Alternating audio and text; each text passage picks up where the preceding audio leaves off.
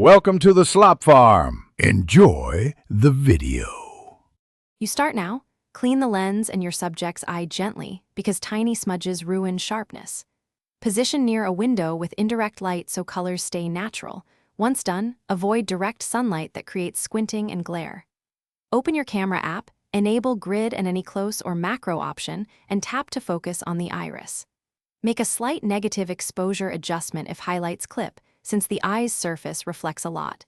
This saves detail. You now fine-tune focus and stability.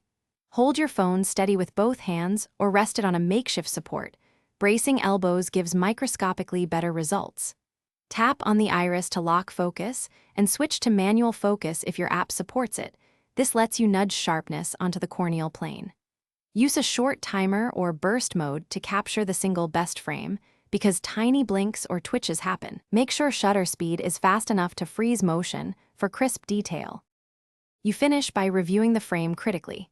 Inspect reflections and blown highlights, and if you see hot spots, shift your angle or light source to move the reflection off the pupil. Once satisfied, crop tightly to the iris and apply modest sharpening to enhance texture. Avoid overdoing noise reduction, which smears details. If the phone consistently misses focus, step back a little and refocus, then crop after. That extra distance often lets the lens achieve accurate focus when... Thanks for watching. Consider subscribing if we helped you today.